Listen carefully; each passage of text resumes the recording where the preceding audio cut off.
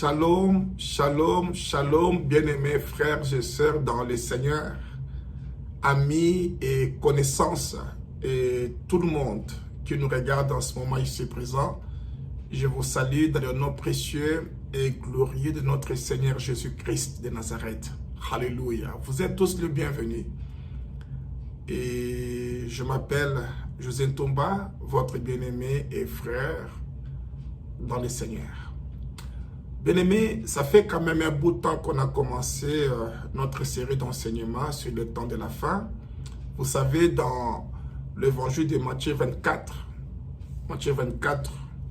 et versets 3 et 4, la Bible nous dit qu'il s'assit sur la montagne des Oliviers et les disciples vinrent en particulier lui faire cette question. Dis-nous, quand cela arrivera-t-il? Et quel sera le signe de ton avènement et de la fin du monde? Et Jésus leur répondit, prenez garde que personne ne vous séduise. Donc nous avions été inspirés par ces passages bibliques. Voilà pourquoi nous avions commencé cette série d'enseignements sur le temps de la fin. Et nous avions eu déjà parlé sur le personnage d'Antéchrist. Nous avions parlé aussi sur la grande tribulation. Et aussi nous avions eu à parler sur l'enlèvement des saints. Donc aujourd'hui, nous allons parler sur le troisième temple. Le troisième temple de Jérusalem. Et puis nous parlerons aussi sur les deux témoins de Dieu. Donc comme vous voyez, c'est très important. Il y a beaucoup de questions qui se posent. Mais à quoi sert le troisième temple? Mais qui sont ces deux témoins dont on nous parle dans l'Apocalypse chapitre 11? Est-ce qu'ils sont-ils des vivants? Est-ce qu'ils seront des morts qui vont être ressuscités? Est-ce que ce sont des anges? Aujourd'hui, nous allons lire les Écritures.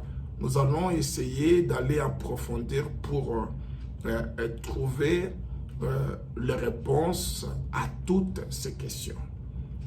Donc, je veux vous demander de préparer vos Bibles et vos carnets, vos stylos, parce que peut-être il y aura des choses à écrire, peut-être des questions aussi que vous pouviez après nous les envoyer. Et puis je pense que par la grâce de Dieu, nous allons faire tout ce qu'il dépendra de nous pour vous répondre. Donc nous commençons avec Apocalypse chapitre 10. Nous allons lire l'Apocalypse chapitre 10. Nous allons commencer à partir du verset 4. Et j'aimerais que vous lisez avec moi attentivement. Donc, Apocalypse 10, verset 4. Nous lisons, « Et quand les 7 tonnerres eurent fait entendre leur voix, j'allais écrire et j'entendis du ciel une voix qui disait, « Scelle ce qu'on dit les 7 tonnerres et ne l'écrit pas. » Et l'ange que je voyais debout sur la mer et sur la terre leva sa main droite vers le ciel et jura par celui qui vit au siècle des siècles, qui a créé les cieux et les choses qui y sont, la terre et les choses qui y sont, et la mer et les choses qui y sont, qu'il n'y aurait plus de temps. Et maintenant, verset 7, c'est très important. Verset 7, j'aimerais que vous lisiez ça attentivement. On nous dit, mais qu'au jour de la voix du 7e ange, quand il sonnerait de la trompette, le mystère de Dieu s'accomplirait comme il a annoncé à ses serviteurs, les prophètes. Donc ce n'est pas encore ce jour, mais on nous dit que lorsque ce jour arriverait, au son de la trompette, le mystère de Dieu s'accomplirait. C'est très important. Très important. Nous allons y revenir. Maintenant, dans le même Apocalypse chapitre 10, on va lire versets 8 et 9. Verset 8 nous dit, « Et la voix que j'avais entendue du ciel me parla de nouveau et dit, « Va, prends le petit livre ouvert dans la main. » C'était un livre qui était ouvert, pas fermé, pas scellé, mais c'était un livre qui était ouvert. Il dit, « Va, prends les livres ouverts dans la main de l'ange qui se tient debout sur la mer et sur la terre. » Et j'allais vers l'ange en lui disant de me donner le petit livre. Et il me dit, prends-les et avale-les. Il sera amer à tes entrailles, mais dans ta bouche, il sera doux comme du miel. Il faut bien le souligner parce que nous allons aussi y revenir. Donc là, on fait encore la lecture, mais j'aime ce que l'ange a dit à Jean. Il a dit que ces livres qui était ouvert, il dit avale, mais il lui a promis que ces livres, ça sera amer à tes entrailles, mais dans ta bouche, il sera doux comme du miel.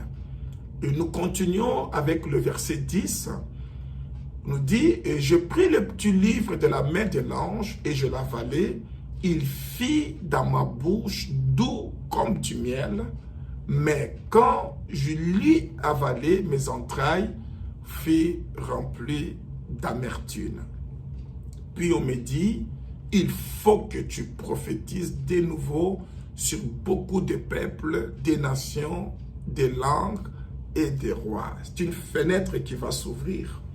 Une fenêtre qui va s'ouvrir. Il dit, il faut. On nous dit que c'est un petit livre, mais qui était ouvert. Donc, c'est vraiment un temps bien précis et pas du tout grand, pas un temps bien précis, mais court, qui nous dit il faut prophétiser, il faut témoigner. Et plus loin, nous allons voir ça lorsqu'on parlera, et surtout des deux témoins, parce que c'est parti du verset 10 et 11. C'est vraiment un message qu'on adresse aux deux témoins, au ce qui va se passer. Nous allons aller en profondeur, mais voyons voir maintenant Apocalypse chapitre 11. On va lire le premier verset, deuxième verset. « On me donna un roseau semblable à une verge en disant, lève-toi et mesure le temple de Dieu, l'autel et ceux qui y adorent. » Ça sera un temple fonctionnel. Donc, et ceux qui y adorent. Verset 2 nous dit, « Mais le parvis extérieur du temple, laisse-les en dehors. Ne les mesure pas, car il a été donné aux nations. Et elles fouleront aux pieds la ville sainte pendant 40 mois. » C'est très important. On nous dit qu'il faut mesurer, qu'est-ce qu'il faut mesurer? Le temple de Dieu, l'autel et ceux qui adorent. Donc, c'est vraiment à l'intérieur du temple, là où il y aura le culte, le service. Mais il dit le parvis extérieur, tu n'as pas besoin. Tu n'as pas besoin de mesurer parce que le parvis extérieur a été donné aux nations. Il y aura quelque chose qui va se passer, bien aimé. J'aimerais que vous retenez ces paroles, qu'on lise ça attentivement, parce que lorsqu'on va parler du temple, on parlera des deux témoins. Je crois que le Seigneur va vous parler de beaucoup de choses. Maintenant, les versets 3 et 4, là où il y a l'introduction des deux témoins, le Seigneur dit, je donnerai à mes deux témoins le pouvoir de prophétiser. Donc, au même moment qu'il y aura le temple, le Seigneur dit, il y aura aussi mes deux témoins. Je vais élever mes deux témoins, je leur donnerai le pouvoir de prophétiser, revêtis de sacs pendant 1260 jours. Si vous calculez, 1260 jours, ça sera 42 mois. C'est la même chose. Donc, 42 mois. C'est 42 mois auxquels le Seigneur nous parle dans le premier et deuxième verset du chapitre 11 Apocalypse. Puisqu'il a dit de ne pas mesurer le parvis extérieur, parce qu'il a été donné aux nations et ils les fouleront au pied de la ville sainte pendant 42 mois. Il dit dans l'Apocalypse 11, maintenant verset 3, que je vais donner à mes deux témoins le pouvoir, donc la force, la puissance, l'autorité de prophétiser, de témoigner, et donc pendant 1260 jours. Et ce sont les deux oliviers et les deux chandeliers qui se tiennent devant le Seigneur de la terre. Alléluia. Merci Seigneur. Nous te demandons de nous parler, de nous bénir à travers ta parole. Seigneur, la Bible nous dit que l'onction qui est en nous nous enseignera. Laisse que cette onction nous enseigne en ce moment. Parlez-nous, mon Dieu, mon roi. Je me laisse entre tes mains. Laisse que dans tout et surtout, que la gloire, le règne, la puissance te soient rendus au nom puissant de Jésus-Christ. Amen. Donc, nous allons d'abord parler du troisième temple. Pourquoi on l'appelle le troisième temple? C'est tout simplement parce que dans l'histoire d'Israël, il y a eu déjà des temples précédents. Donc, le premier temple, c'est ce qu'on appelle le temple de Salomon. Le temple de Salomon, en principe, lorsqu'on lit les Écritures, on voit que l'idée n'était pas de Salomon, l'idée c'était de David. C'est David qui avait eu l'idée à bâtir la maison de Dieu. David avait eu l'idée à bâtir la maison de Dieu, mais l'Éternel était content de l'idée. Il a dit l'idée était bonne, il avait envoyé son prophète, mais il a dit que ça ne serait pas toi qui vas me bâtir le temple, mais ça serait celui qui viendra après toi. Et plus loin, on verra que David, il va donner les raisons pourquoi le Seigneur n'avait pas permis qu'il bâtisse le temple. On va lire quelques versets bibliques pour là où on nous parle du premier temple. Si vous voyez dans 2 Samuel chapitre 7, 2 Samuel chapitre 7, on va lire verset 5. On voit l'Éternel, il envoie son prophète, il dit, va dire à mon serviteur David, ainsi par l'Éternel, est-ce toi qui me bâtirais une maison pour que j'en fasse ma demeure? Verset 6, il dit, mais je n'ai point habité dans une maison depuis le jour où j'ai fait monter les enfants d'Israël hors d'Égypte jusqu'à ce jour, et je voyageais sous une tente et dans un tabernacle. Il dit, partout où je marchais avec tous les enfants d'Israël, ai-je dit un mot à quelqu'une des tribus d'Israël à qui j'avais donné de paître mon peuple d'Israël, ai-je dit, pourquoi ne me baptisez-vous pas une maison de cèdre? Donc, le Seigneur, il voulait faire voir que ce n'est pas lui qui avait demandé, il n'avait pas demandé cela, et on voit, lorsqu'on lit ça, c'était vraiment l'idée qui est venue de David lui-même. Donc, maintenant, si on lit plus loin dans les versets 13, le Seigneur dit à David, on peut voir le verset 12-13, il dit, quand tes jours seront accomplis et que tu seras couché avec tes pères, je leverai ta postérité après toi, celui qui sera sorti de tes entrailles, j'affermirai son règne, et ce sera lui qui bâtira une maison à mon nom, et j'affermirai pour toujours le trône de son royaume. Donc ça, on voit ce que Dieu avait dit à David. Et David, dans 1 Chronique chapitre 28, verset 2, on nous dit, le roi David se leva sur ses pieds et dit, écoutez-moi mes frères et mon peuple, j'avais l'intention de bâtir une maison de repos pour l'arche de l'alliance de l'Éternel et pour le marchepied de notre Dieu, et je me préparais à bâtir. Mais, il dit, mais dans le verset 3, 1 Chronique 28, on était le verset 2, maintenant c'est le verset 3, il dit, mais Dieu m'a dit, tu ne bâtiras pas une maison à mon nom, car tu es un homme de cœur et tu as versé du sang. C'était ça la raison pour laquelle l'Éternel n'avait pas permis à David de bâtir le temple.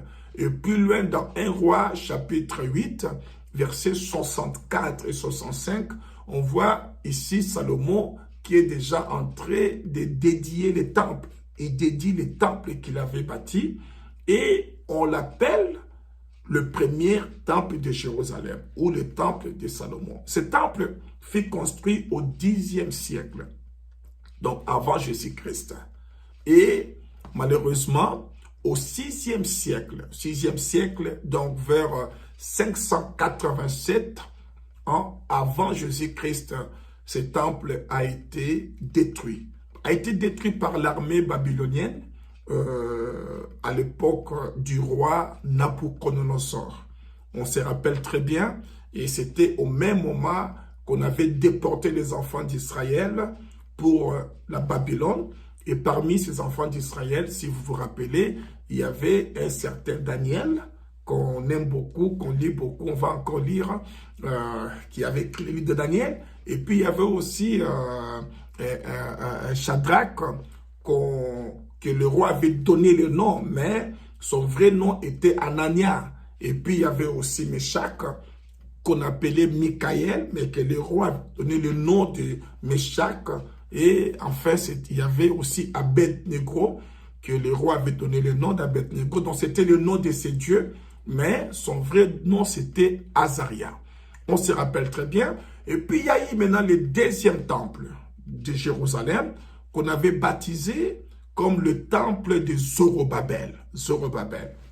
Dans Agé chapitre 1, verset 14, on nous dit que l'Éternel réveilla l'esprit de Zorobabel, fils de Shealtiel, gouverneur de Juda, et l'esprit de Josué, fils de Josadak, le souverain sacrificateur, l'esprit de tout le reste du peuple. Ils se mirent à l'œuvre dans la maison de l'Éternel des armées, leur Dieu. Donc, c'était vraiment sous la direction de Zorobabel, qui était le gouverneur, et puis sous la direction du sacrificateur Josué. Le grand sacrificateur, c'était vraiment sous leur direction que le deuxième temple a été bâti, a été construit, si vous voulez. Et ce temple fut construit sur la fondation du premier temple, parce que le premier temple a été détruit, donc le deuxième temple a été construit sur la fondation du premier temple, et c'était en l'an 516 avant Jésus-Christ. Si vous vous rappelez, vous allez voir que le premier temple a été détruit en l'an 586, et on voit le deuxième temple qui serait reconstruit en l'an 516. Ça fait 70 ans. Exactement ce que le Seigneur avait dit à Jérémie. Il avait promis à Jérémie qu'après 70 ans, après 70 ans, je vais vous ramener. Donc, c'est vraiment avec toute exactitude. Et on se rappelle très bien que c'était même ça qui avait poussé à Daniel à prier, à demander à Dieu de faire quelque chose. Donc, ce temple a été construit en 516 avant Jésus-Christ. Et ce temple a été détruit en l'an 70 ans. Donc, l'an 70 ans, l'an 70 après Jésus-Christ. Et par cette fois-ci, c'était par l'armée romaine. C'était par le Romain. En tête, il y avait un certain empereur qu'on appelait au nom de Titus.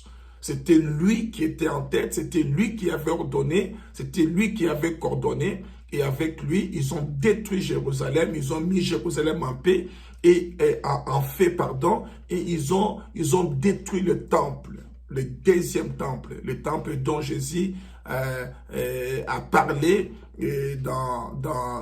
dans ses prédications. Donc c'était vraiment le temple là, mais on voit qu'en l'an 70, ce temple a été détruit.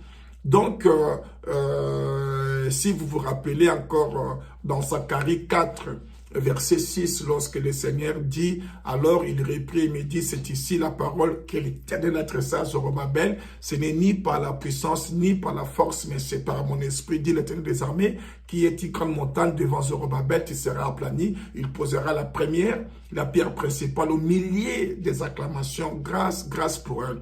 Parce qu'il y avait beaucoup de difficultés, mais le Seigneur est en train de fortifier ses serviteurs, que le temple sera construit. Donc, c'était vraiment dans la volonté de Dieu.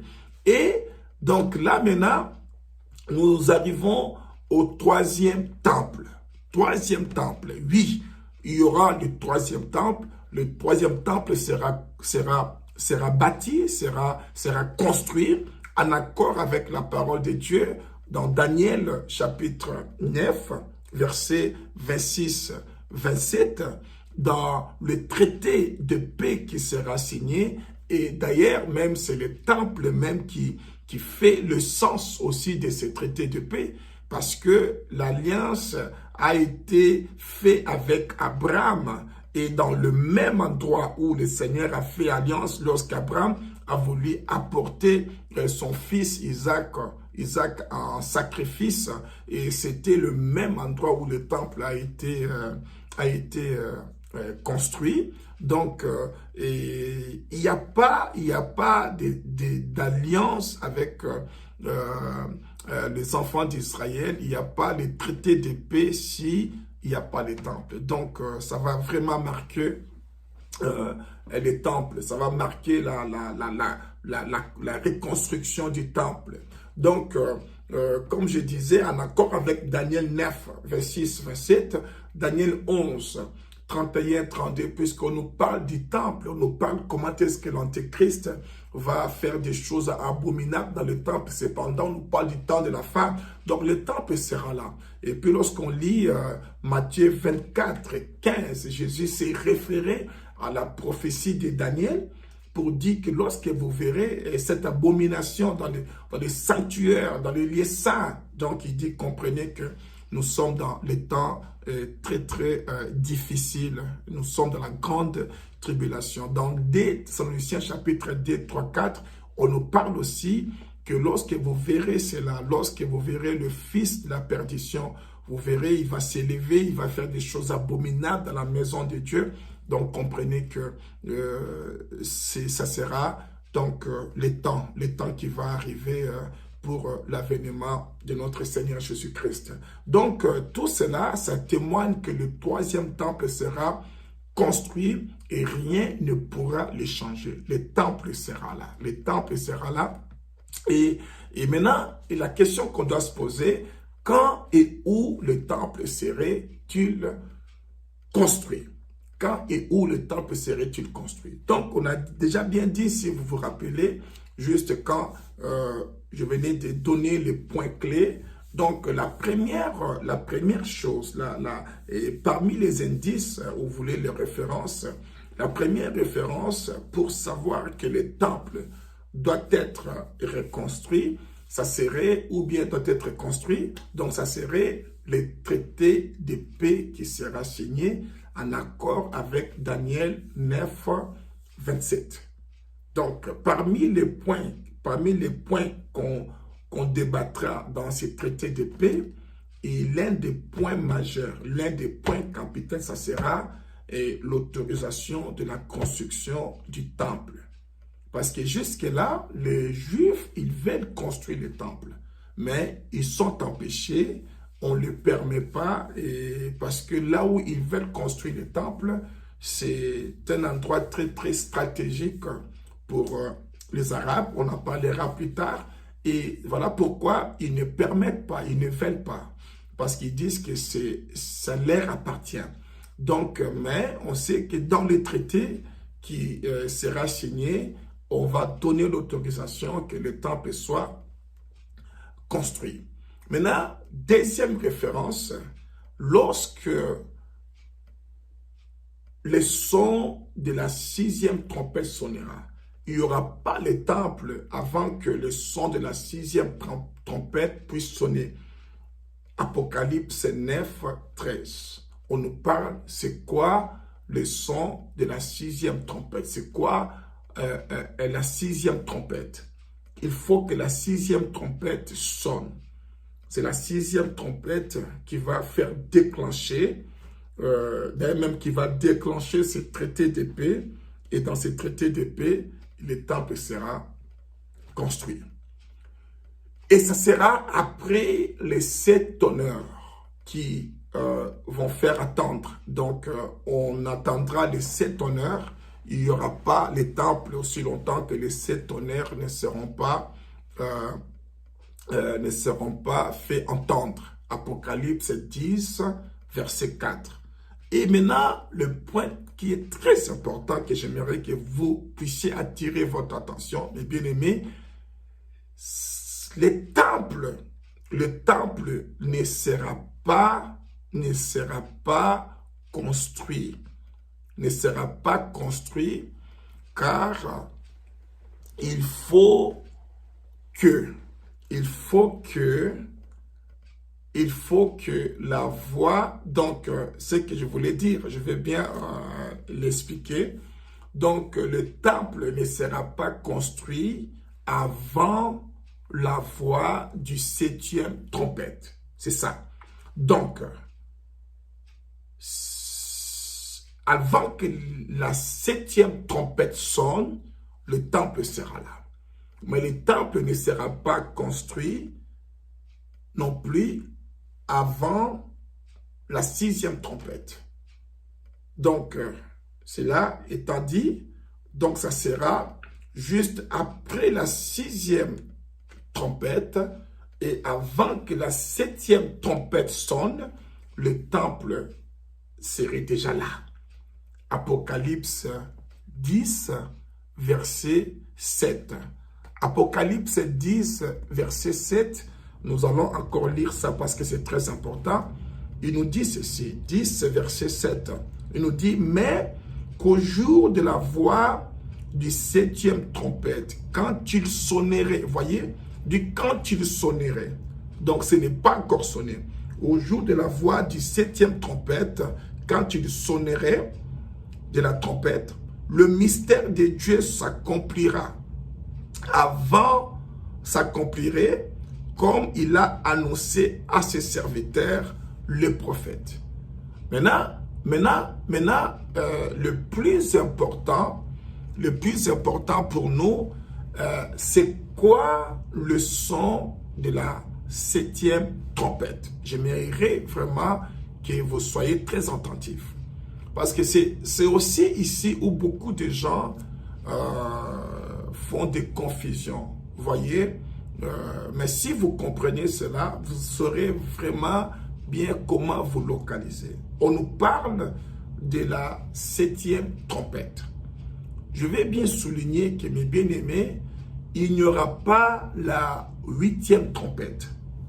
La Bible n'en parle pas, Jean non plus n'en a pas parlé. Donc, il y a la dernière trompette, c'est la 7e trompette. C'est la 7e trompette. Et on nous dit que il faut que le temple soit là. Parce que nous allons voir ça.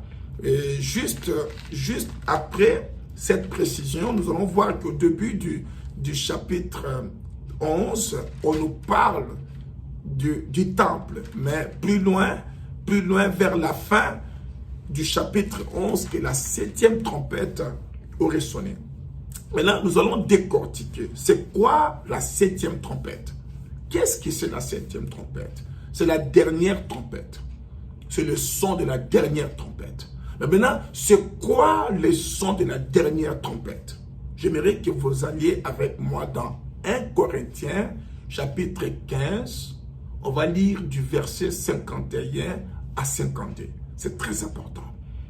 Maintenant, dans 1 Corinthiens, chapitre 15, 51 à 52, la Bible nous dit, voici, je vous dis un mystère. C'est le même mystère qu'on nous parle dans le chapitre 10 d'Apocalypse, verset 7. Vous vous rappelez Apocalypse 10, 7. Il dit, mais qu'au jour de la voix du 7e ange, quand il sonnerait de la trompette, le mystère de Dieu s'accomplirait. Le mystère de Dieu s'accomplirait. Vous vous rappelez? Comme il a annoncé à ses serviteurs les prophètes. Et maintenant, dans 1 Corinthiens chapitre 15, 51, 52, il dit, voici, je vous dis un mystère. Nous ne mourrons pas tous, mais tous nous serons changés. Maintenant, verset 52, il dit, à un instant, en un clin d'œil, à la dernière trompette, à la dernière trompette. La trompette sonnera et les morts ressusciteront incorruptibles et nous serons changés. Bien-aimés, on nous parle d'enlèvement. Vous voyez cela?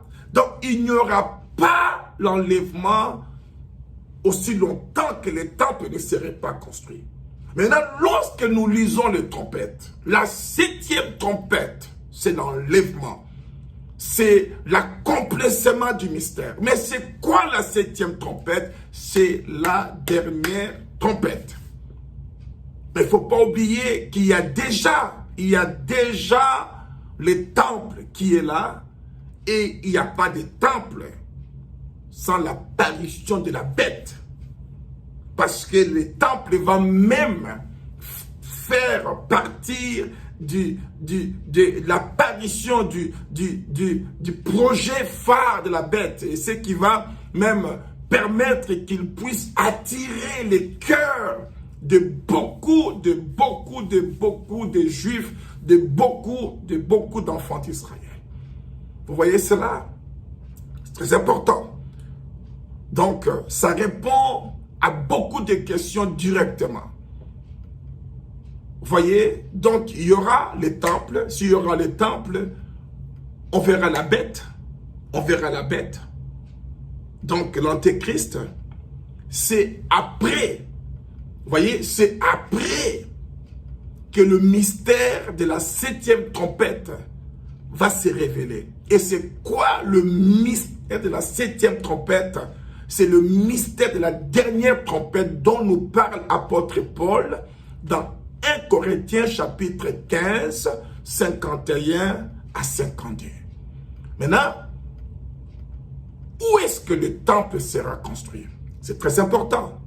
Parce qu'il y a eu aussi beaucoup de choses qui se sont dites. Oh non, et voilà, il faut qu'il y aurait des terres, le temple, la mosquée là, qui se trouve là-bas dans le dôme du rocher va être complètement détruite. Et dans ces lieux, bien-aimés, il ne faut pas oublier qu'il y aura un traité de paix. Nous savons que là où il y avait le premier et le deuxième temple, dans ce même endroit, en ce moment ici présent, il se trouve là-bas ce qu'on appelle le dôme du rocher. Le dôme du rocher ou la coupole du rocher, c'est ce que le musulman appelle la mosquée d'Omar. Donc, rocher de la fondation. Ça se trouve là-bas. Mais il n'y a pas seulement la mosquée d'Omar. Mais il y a aussi ce qu'on appelle la mosquée d'Al-Aqsa. Mosquée Al-Aqsa. Se trouve dans le même endroit où se trouvaient les temples de Salomon et les temples de Zorobabel. Parce que le temple de Salomon, le temple de Zorobabel se trouvait dans le même endroit. Le même lieu. Et nous savons que ce lieu pour les musulmans, là où se trouve la mosquée Al-Aqsa, ils disent que c'est leur troisième lieu saint, selon le musulman. Et on sait que ça ne serait pas facile de convaincre le musulman de donner ce lieu pour qu'on puisse bâtir le temple. Mais ce lieu est grand, est immense. Rien que dans cette mosquée, ils peuvent contenir à peu près 5000. Mais dans cette esplanade-là, là où se trouvent ces mosquées, que ce soit Dôme du Rocher ou la mosquée Al-Aqsa, dans cette esplanade, ils peuvent contenir jusqu'à 500 000 personnes s'ils se réunissent là-bas. Vous voyez, mes bien-aimés? Alors, comme dans les traités, ils ne doivent pas y avoir le gagnant et le perdant. Donc, et lorsqu'on lit aussi Apocalypse 11, donc on comprend que le temple sera construit dans le même endroit, dans le même lieu, mais ça ne sera pas là où se trouvent les mosquées. Ça sera juste à côté. Le temple sera construit à côté. Mais ça sera toujours le mont Moria, là où Abraham avait apporté à Dieu le sacrifice d'Isaac et Dieu avait pourvu après notre sacrifice. Abraham a baptisé ce lieu, il a fait un autel, il a dit que ces lieux, cet autel sera Jéhovah Jireh, parce que Dieu a pourvu, on se souvient très très bien, et c'est toujours dans le même lieu, et le temple sera là construit à côté, parce que lorsqu'on lit Apocalypse 11,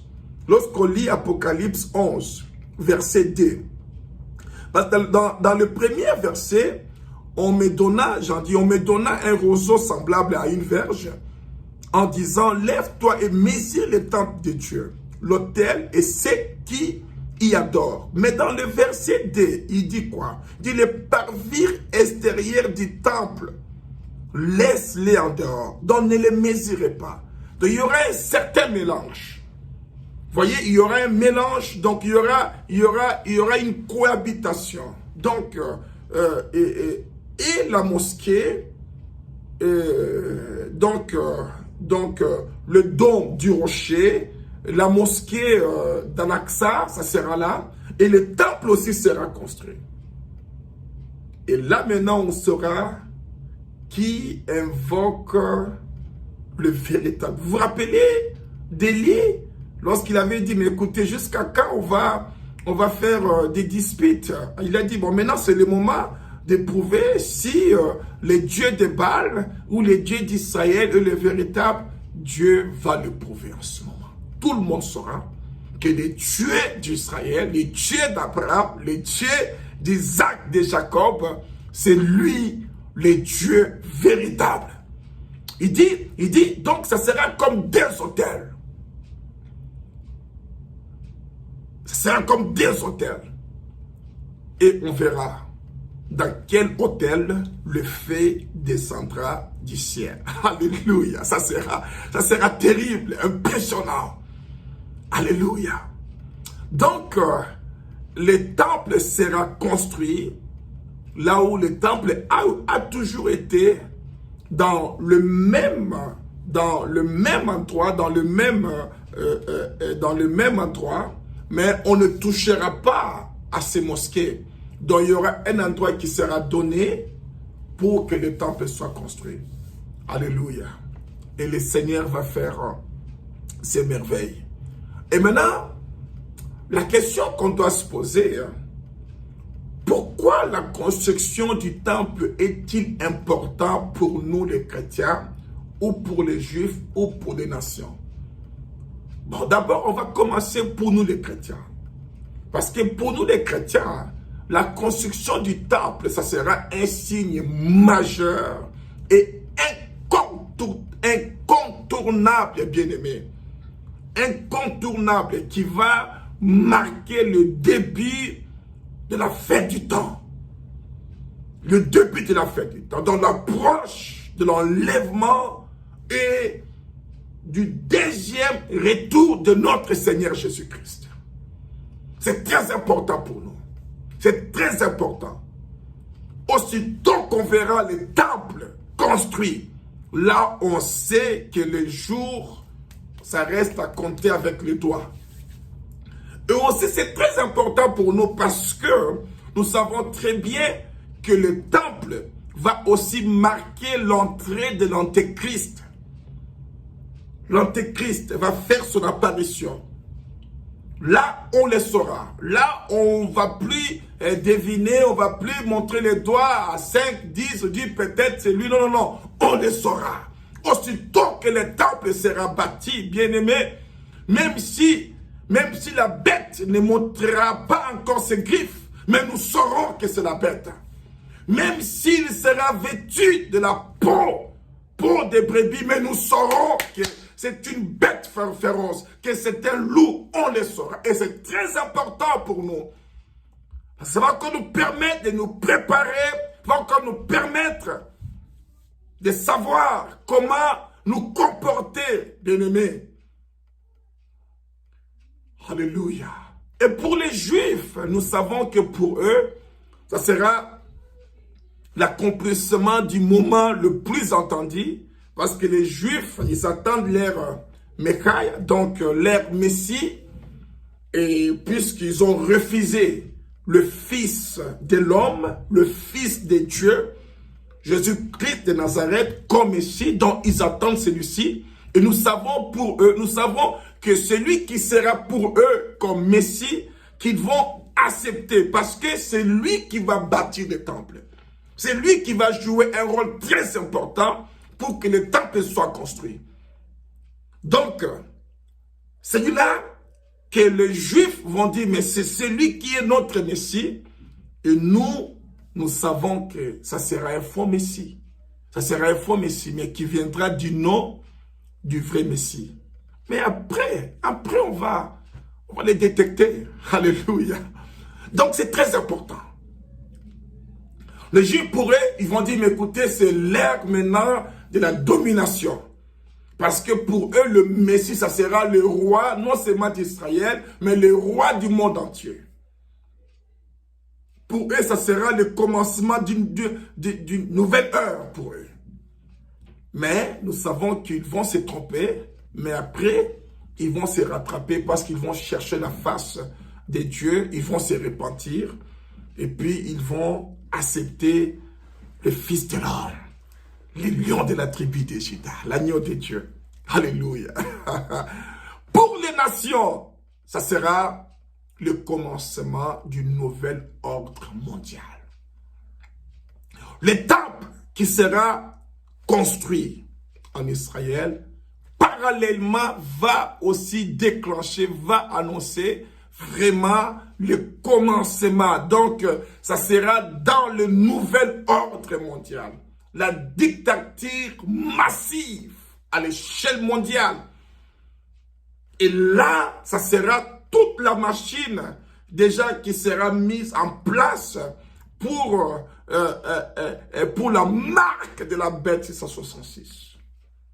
Vous voyez, Daniel 9, verset en parle. On nous parle que la première partie de ces 7 ans, ça sera normal. Mais pendant cette première partie, l'ennemi ne va pas rester comme ça, croiser les bras. Il va préparer ces machines. Ils vont préparer leur stratégie, ils vont préparer leurs objectifs. Vous voyez? Et dès Thessaloniciens 2, chapitre 3, et 2, Thessaloniciens, chapitre 2, versets 3 et 4, nous en parle aussi. Vous voyez pourquoi c'est très important? Parce que c'est une référence qui est vraiment incontournable pour savoir que nous sommes arrivés dans les temps de la fin. Bien-aimés, il n'y aura pas d'enlèvement aussi longtemps que le temple ne sera pas reconstruit. Bien-aimés, parce qu'avant que la 7e trompette sonne, le temple sera là. Qui est-ce qui va jouer? Qui est-ce qui va jouer un rôle très important pour l'autorisation de la construction du 3e temple? Vous le savez très bien, ça sera la bête. Dans ce traité de paix qui sera signé, en accord avec Daniel 9, 27, nous savons qu'il y aura plusieurs acteurs là-bas. Il y aura plusieurs acteurs qui seront là, qui vont jouer un grand rôle. Un grand rôle. Mais lorsqu'on lit dans Daniel 7, 24, 25, Daniel 7, 24, 25, nous allons lire ça rapidement. Ça pourra nous aider. Daniel 7. Nous allons lire Daniel 7. C'est très important pour nous. Daniel, alléluia.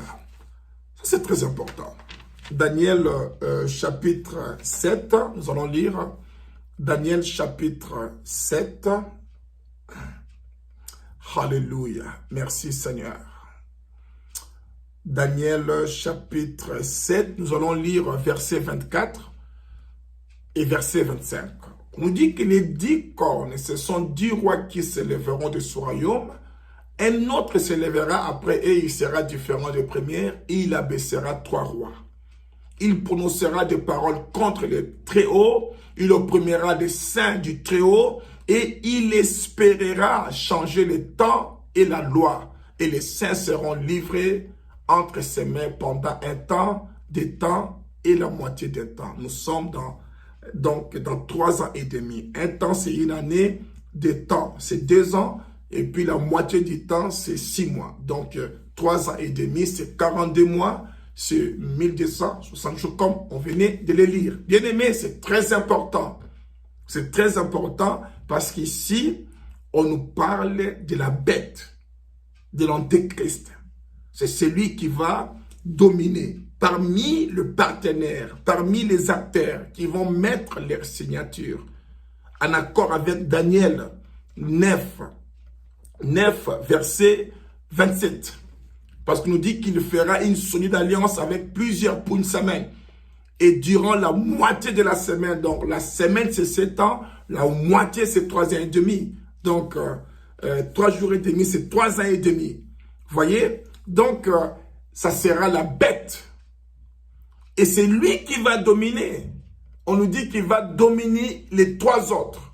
Donc c'est lui qui va dominer les partenaires et c'est lui qui va jouer un rôle très important. Et d'ailleurs même à cause de cela qu'on va lui attribuer le titre du Messie. Il sera considéré comme le Messie. Que servirait le temple spécialement pour le peuple juif? Bien aimé, l'apparition du temple pour le peuple juif, ça va permettre le retour et la réunification de beaucoup de juifs qui sont épargnés partout dans le monde entier.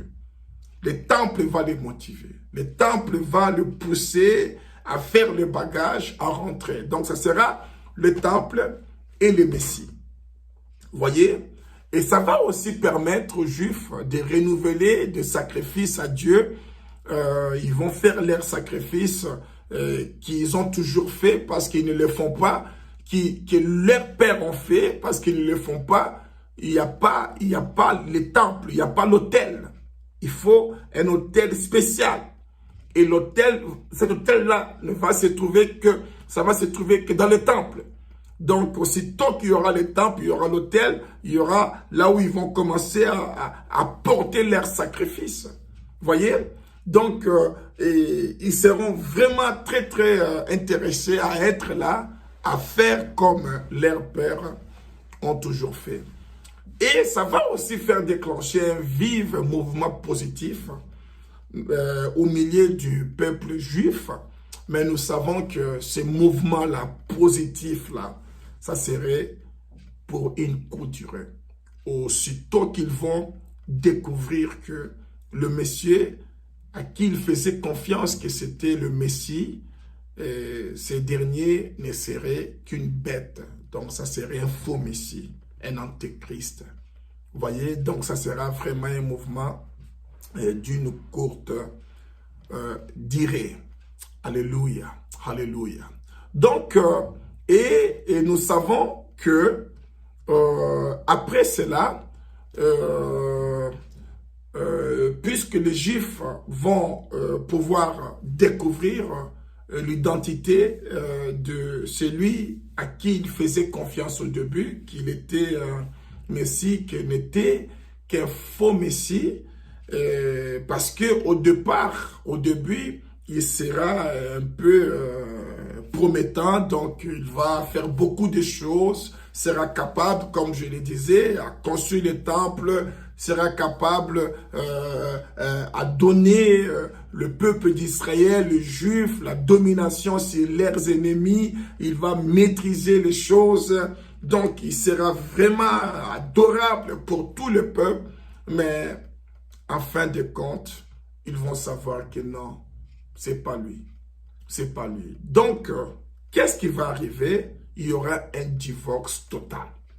Il y aura un divorce total parce qu'on va découvrir que la bête, le Messie, n'était qu'un faux, c'était un antéchrist. Alors, il y a des choses déjà qui vont poussé au peuple juif de se poser beaucoup de questions à propos de cette identité, même déjà au début. Je crois, j'ai déjà dit ici dans l'une de mes enseignements que pour les Juifs, le Messie doit connaître le Torah. Et puisque nous savons très bien, en lisant la parole de Dieu, que le soi-disant Messie qu'eux ils croient, et que nous savons que ça serait l'Antéchrist, ne serait qu'un leader politique, mais qui va se déguiser en un leader religieux. Voilà même pourquoi il aura besoin de son partenaire, le faux prophète, l'autre bête qui sera aussi comme lui. Mais, et comme tous les regards seront attirés vers l'Antéchrist, parce que c'est lui qu'on va considérer comme le Messie, mais ils vont comprendre qu'ils ne connaissent pas les Écritures, ils ne connaissent pas les Écritures. Donc, ce n'est pas un religieux, ce n'est pas le David qu'on rêvait. David était un roi puissant, fort, mais aussi un vrai adorateur. Vous voyez? Déjà, ils vont voir ça. Ils vont voir ça et ils seront dessus.